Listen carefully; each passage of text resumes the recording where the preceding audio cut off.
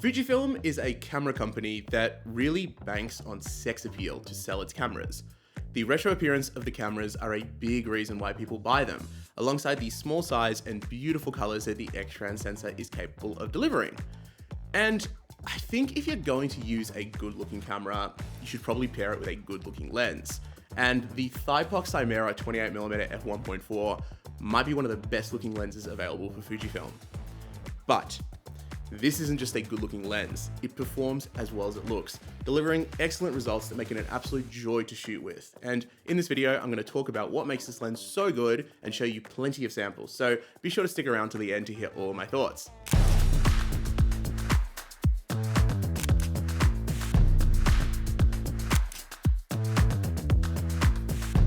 Now, before we begin, as a disclaimer, Thypoch did send me this lens along with its M-mount version, which I tested in my Leica MD video. And while I do need to send this Fuji version back after the review, they're letting me keep the M-mount one. With that said, all views expressed are my own, and Thypoch is seeing this video when you guys see it. Now, I could use this lens with the X-T5. It would pair great with it, and I will go through some results with that combo later in the video, but to start with, I thought it would be really fun to mount this onto the sexiest Fuji camera that I own, my very, very well-worn and custom-wrapped X Pro 1. Now, this is a really beautiful camera combination, but how does it perform? So I'm here in Richmond today. We're gonna do a little bit of street photography, take some photos, see how this camera and lens combination perform. Using obviously an original X Pro 1 is not gonna be the best for manual focusing because it doesn't have the best manual focus assist, but we're taking some photos.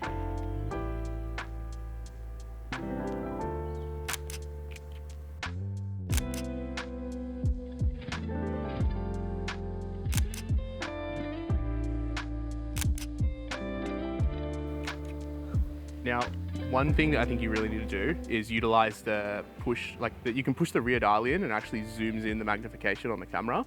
I think without this, it would be like almost impossible to manually focus with this X Pro 1, but it's not too bad. As long as you're not in a super bright light, it's okay. And boy, how good do these photos look? I mean, this lens was amazing used on my M bodies, and I am glad to report that it is still just as damn good with a native Fuji mount. And this version actually has a few notable improvements over the M-mount version, like the removal of the really annoying focus lock and a, in my opinion, much better focus tab too, being a lot more traditionally Leica styled. The one on the M-mount version is more like a little nub, which is very reminiscent of like very old, like 60s sort of rangefinder lenses and stuff, which some people prefer. I've always liked this style focus tab more. And before we go any further, be sure to subscribe to see more great photography content. Now, let's talk about the lens itself, because it really is a masterpiece. I mean, the build is just exceptional. The feel in the hand feels just as good as any Leica lens that I've tried, with excellent fit and finish and some really cool unique touches, like these red dot distance scale markings that appear when you change the aperture. So they basically show you what will be in focus. It still allows zone focusing, but it is just such a beautiful implementation of a distance scale, and I've never ever seen any other lens with this feature. And also there's this switch on the back of the lens as well, right here. It allows you to declick the aperture.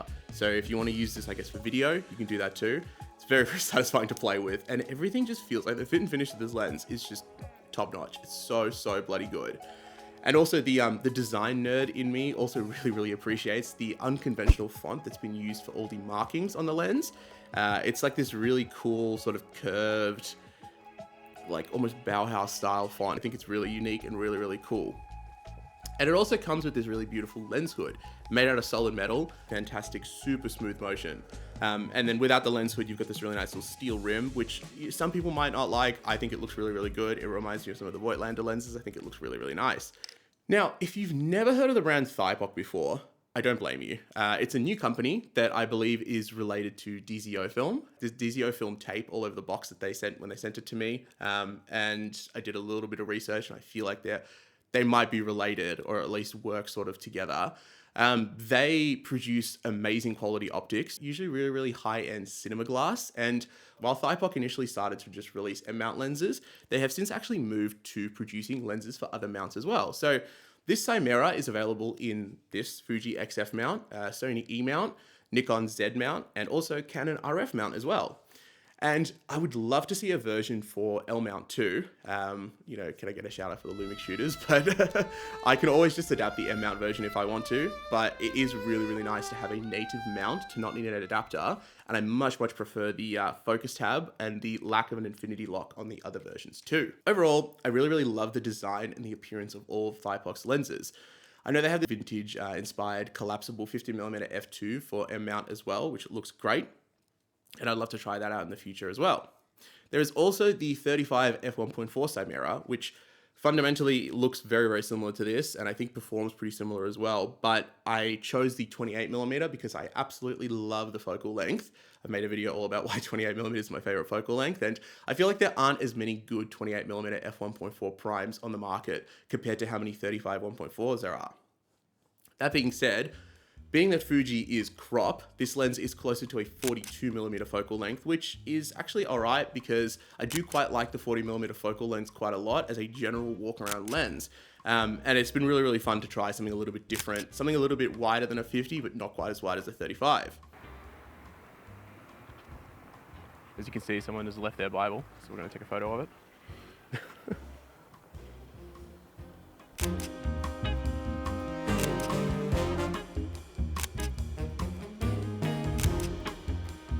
The size of this lens, especially on Fuji, is great. It's a little bit bigger than the Fujicron. As you can see, it's a little bit bigger than the Fujicron, but it's not quite as large as the 18mm f1.4, for example, making it perfectly balanced and really comfortable to use even on smaller bodies like the X Pro 1. Optically, this lens is about as good as it gets. It's sharp with a stunning character, and I just love the images that this lens, coupled with the X Pro 1, delivers. That original X-Trans sensor has such exceptional colors, and this combo really is a match made in heaven. The lens is sharp all the way throughout the focal range, and it's also especially impressive wide open at 1.4. And also, if you're loving the way that the photos are looking, they're all edited with my new preset pack. So be sure to check it out in the link below. Every purchase also support me and this channel. Now, there is a little bit of vignette wide open, but it actually is really tasteful, and it's not overbearing like the cheap TT Artisan lenses that I have tried in the past.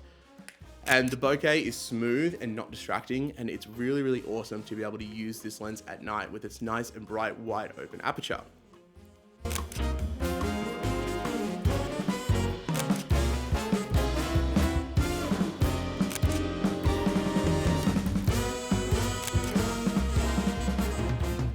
Let's talk about things that I don't like, and it's a pretty short list because I do really like almost everything about this lens, but I would have really loved to see electronic contacts to allow for EXIF data like the XF Voigtlander lenses have. As it stands, this lens has no contacts whatsoever at all, so basically the camera has no idea what aperture you're on, and then going forward, if you're looking through Lightroom and stuff, you can't really, you don't know what it was shot at. It would be nice if it had it, but it unfortunately does not have that, especially given the price of this lens, which is $699 US. And that price is certainly high, but I would not say overpriced, as I believe that the optical quality and especially the build quality really feel like exactly at that level. I mean, look at how expensive a Leica 28mm f1.4 Summer Lux lens is to see what I'm talking about. Now, how is it on a more modern camera, like the X-T5, for example? Well, it's amazing. The lens has absolutely no issues resolving the 40 megapixels of the sensor, and the vastly superior EVF in this camera make focusing a total breeze even in challenging conditions. But there is something to be said about using this lens on the X Pro 1, both from an aesthetic standpoint, but also from a usability point of view, as it is genuinely so much fun and actually far less frustrating than I initially thought it would be. And I think it helps that this lens is made so bloody well that it just makes you want to go out and shoot with it. Overall, I am very impressed with this lens, and I can wholeheartedly recommend it to anyone who is after a unique and special lens for their Fujifilm camera, or even for any other camera manufacturer, as the Thypoch Simera 28mm f1.4 is one of the nicest lenses that I've had the pleasure of using in the past year, and it's going to be in my arsenal for many years to come.